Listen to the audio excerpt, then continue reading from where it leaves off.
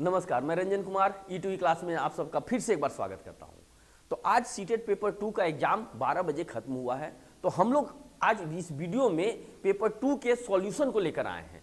तो हम लोग देखते हैं कि इस बार किस तरह के प्रश्न पूछे गए, उनका सॉल्यूशन क्या होगा। तो इस वीडियो के अंत तक बने रहिए और देखते हैं कि किस तरह के प्रश्न पूछे गए हैं।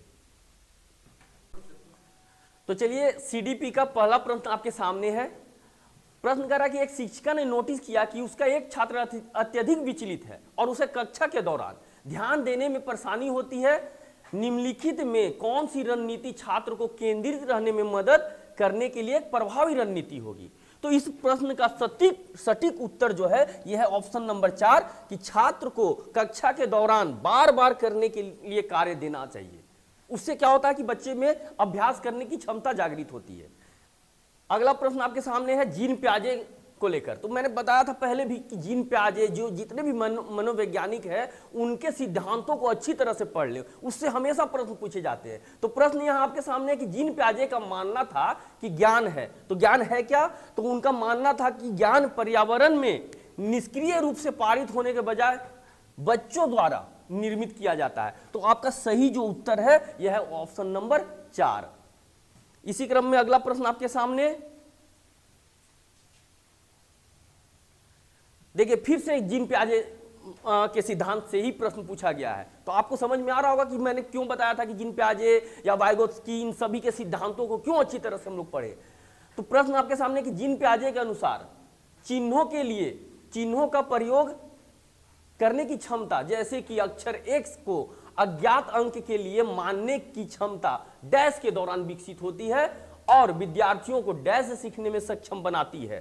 तो इस प्रश्न का जो सही उत्तर है यह है ऑप्शन नंबर 2 कि वो औपचारिक संक्रियात्मक अवस्था के दौरान विकसित होती है और बीजगणितीय और गणना सीखने में सक्षम बनाती है। इसी क्रम में 4 नंबर का जो प्रश्न है यह आपके सामने है।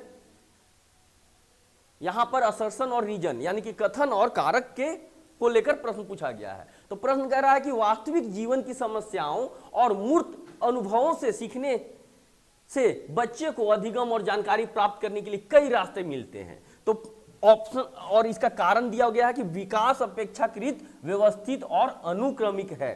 तो इस प्रश्न का जो सही उत्तर होगा वह होगा ऑप्शन नंबर 4।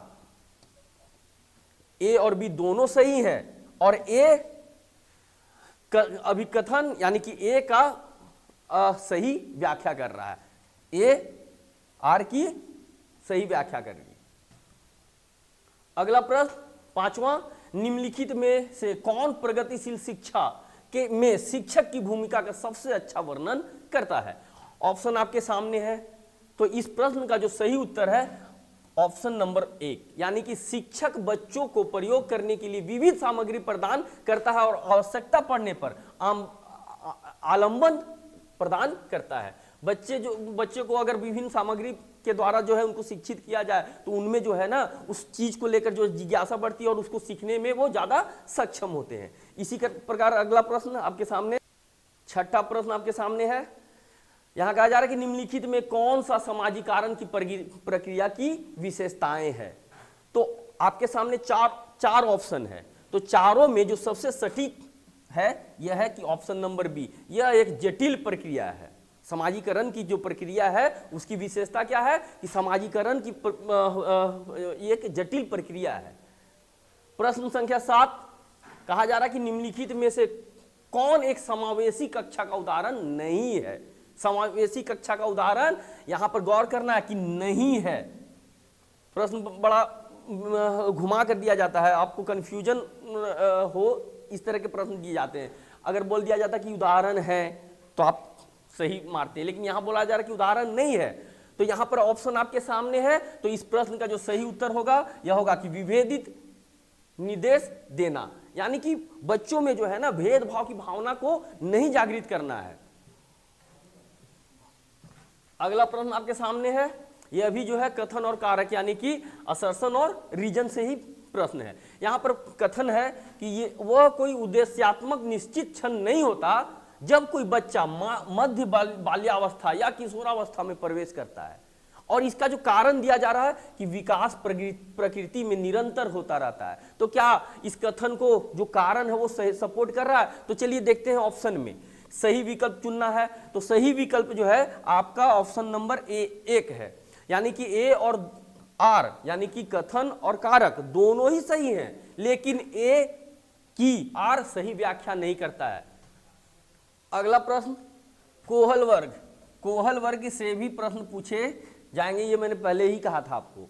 तो कोहल वर्ग के नैतिक विकास की किस अवस्था में बच्चों का तर्क कानून की नैतिकता के इर्द गिर्द घूमता है? तो इस प्रश्न का सही उत्तर है पारंपरिक नैतिकता। देखिए फिर से वाइगोत्स्की, मैंने अपने पिछले वीडियो में बताया था कि जितने भी मनोवैज्ञानिक हैं उनके सिद्धांतों को आप अच्छी तरह से अध्ययन कर लीजिए। यहाँ आपको जीन पियाजे, कोहलबर्ग और वाइगोत्स्की साहब भी आ ही गए। तो चलिए देखते हैं वाइगोत्स्की साहब के अनुसार संज्ञात्मक विकास को सुगम बनाने में शिक्षक की क्या भूमिका है।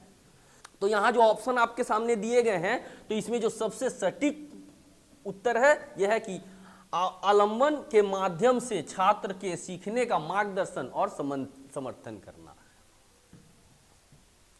इस बार जो है असर्शन और रीजन यानी कि कथन और कारक से अच्छे खासे प्रश्न पूछे गए हैं। तो 11वां प्रश्न भी आपको जो है कथन और कारक से ही है। तो देखिए चलिए इस प्रश्न में क्या पूछा जा रहा है। शिक्षकों को निरंतर अपने स्वयं के रूढ़िवादिता और पूर्वाग्रहों पर चिंतन करना चाहिए, और इसका जो रीजन दिया जा रहा है सांस्कृतिक रूप से उत्तरदायी शिक्षण का अर्थ है कि शिक्षक चिंतनशील हो। इस प्रश्न का जो सही उत्तर आपको होगा वह होगा ऑप्शन नंबर 4, यानी कि आपका ए और आर दोनों सही है, यानी कि कथन और कारक दोनों ही सही हैं, और आर जो है वो सही व्याख्या कर रहा है ए का, यानी कि कथन का। अब यहां प्रश्न पूछा गया है किशोरावस्था से।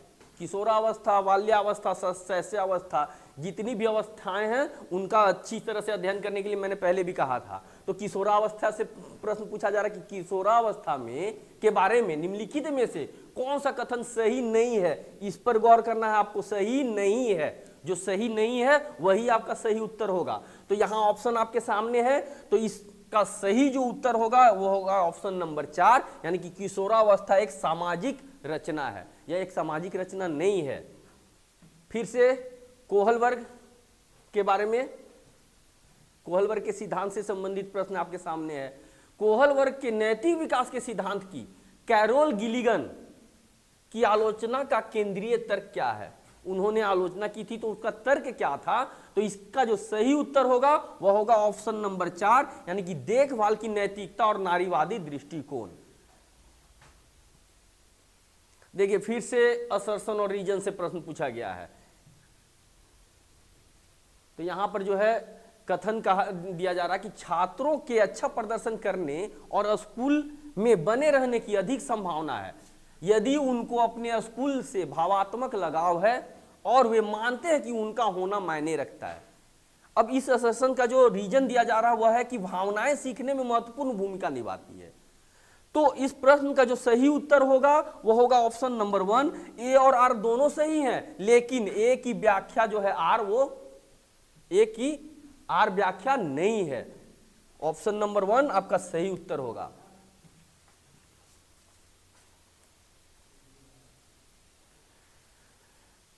पंद्रहवां प्रश्न आपके सामने है। यहां पूछा जा रहा है कि निम्नलिखित में से कौन सा संरचनावादी अधिगम सिद्धांत का मूल सिद्धांत है? तो इस प्रश्न का जो सही उत्तर होगा वह होगा ऑप्शन नंबर 2 कि छात्र अपने पर्यावरण के साथ सक्रिय संलग्नता के माध्यम से अपने ज्ञान का निर्माण करते हैं।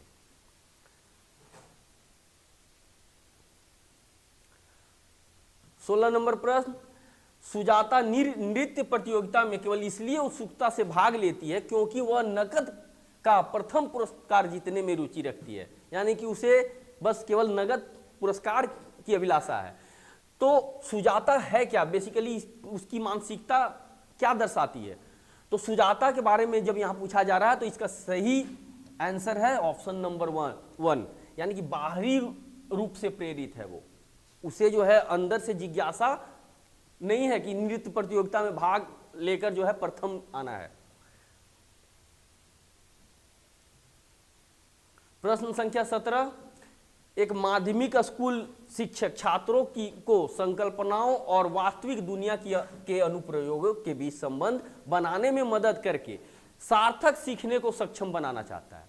निम्नलिखित में से कौन सी गतिविधि एक उपयुक्त शैक्षणिक रणनीति होगी? तो इसका जो सही उत्तर है वह है ऑप्शन नंबर 3, यानी कि छात्रों को छोटे समूहों में वर्तमान मुद्दे पर शोध करने दे और अपने निष्कर्ष कक्षा में प्रस्तुत करें।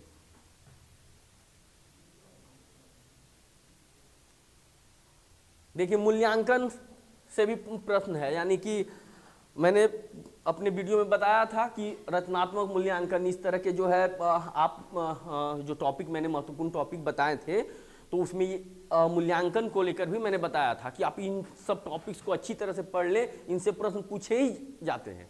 तो यहाँ पर रचनात्मक मूल्यांकन से प्रश्न है कि रचनात्मक मूल्यांकन के लिए कार्य की प्रगति को दर्शाते पोर्टफोलियो एक प्रभावी प्रणाली है, क्योंकि वे मुख्य रूप से अंतिम उत्पाद की प्रस्तुति पर ध्यान केंद्रित करते हैं। प्रश्न संख्या 19, अब यहां पर पूछा जा रहा है कि शिक्षार्थियों के बीच व्यक्तिगत भिन्नताओं को संबोधित करने के लिए एक शिक्षक को क्या करना चाहिए? तो शिक्षक को क्या करना चाहिए कि भिन्नताओं को मानव विविधता की प्रत्यक्ष विशेषता के रूप में मानना चाहिए।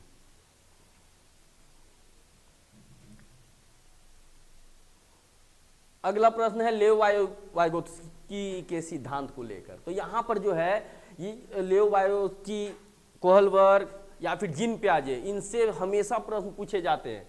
तो यहाँ प्रश्न आपके सामने कि लेव वाइगोत्स्की के अनुसार बच्चे डैश के साथ अंतःक्रिया के अनुभव से लाभान्वित होते हैं और उन कार्यों को कर पाते हैं जो उनके समीप दूराभिमुख विकास के क्षेत्र के डैश हैं।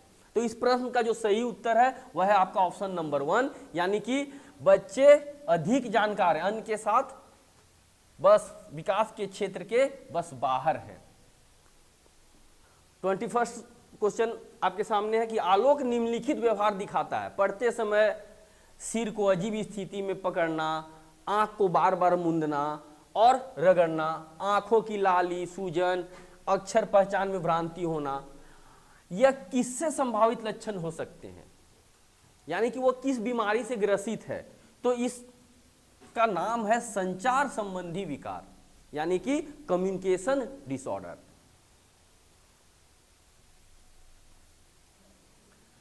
बाईस नंबर प्रश्न, अब यहां पर पूछा जा रहा है कि पाठ्य पुस्तकों और मीडिया में विभिन्न जेंडर का प्रतिनिधित्व कितना और किस तरीके से किया जाता है?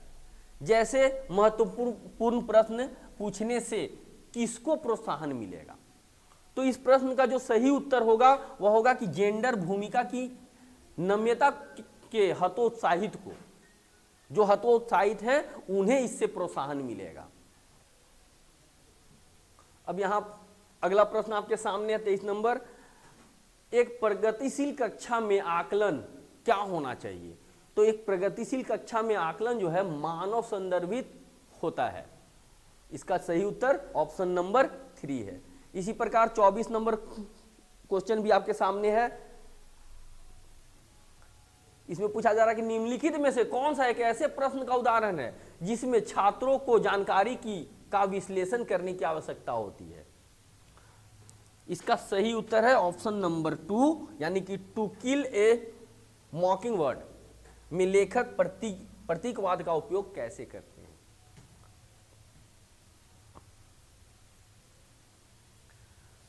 फिर से 25वां जो क्वेश्चन है वो आपका फिर से कथन और कारक से संबंधित है। अब इसमें पूछा जा रहा है कि एक बच्चा किसी कार्य को करने में जितना कम सक्षम होता है, शिक्षकों को उतने ही अधिक संकेत व इशारे देनी चाहिए, और जैसे जैसे बच्चा अधिक से अधिक कर सकता है, शिक्षक को कम से कम मदद करनी चाहिए, ताकि बच्चा जो है वो खुद से सीखने की कोशिश करे। इसके पीछे कारण क्या बताया जा रहा है कि बुद्धि को बुद्धि लब्धि की गणना करके सटीक रूप से नहीं मापा जा सकता है। तो इस प्रश्न का जो आपका सही उत्तर है ऑप्शन नंबर 2 है। ए सही है लेकिन आर गलत है। बुद्धि लब्धता के सिद्धांत को अगर आपने पढ़ा होगा तो आप जो है इसे आसानी से कर सकते हैं। अगला प्रश्न, निम्न में से कौन सा एक महारत लक्ष्य अभिविन्यास का वर्णन करता है, यानी कि गोल ओरिएंटेशन। तो इसका जो सही उत्तर है वह है आपका ऑप्शन नंबर 1, किसी कार्य के लिए अपनी कौशल और समझ को सुधारने पर ध्यान देना। अगला प्रश्न, निम्नलिखित में से कौन सी प्रक्रिया वातावरण से प्राप्त जानकारी के अर्थ निर्माण और इसे स्मृति में आगे संग्रहित करने के लिए आवश्यक है? तो इस प्रश्न का जो सही उत्तर होगा वह होगा ऑप्शन नंबर 4, यानी कि ध्यान देना।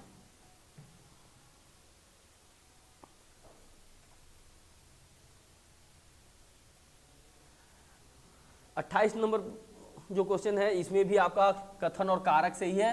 कथन आपके सामने है कि एक समावेशी कक्षा में सीखने के लक्ष्यों, शैक्षणिक रणनीतियों के साथ साथ आकलन में अनुकूलन किया जाना चाहिए। अब इसके पीछे कारण क्या दिया जा रहा है?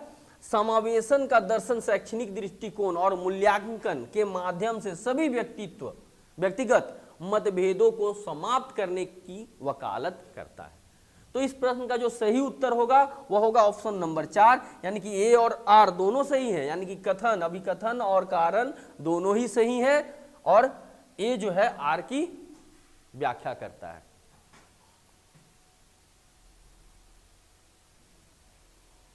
अगला प्रश्न आपके सामने है अपठन वैकल्य, यानी कि डिसलेक्सिया एक डैश स्थिति है जो शिक्षार्थी की डैश की क्षमता को प्रभावित करती है।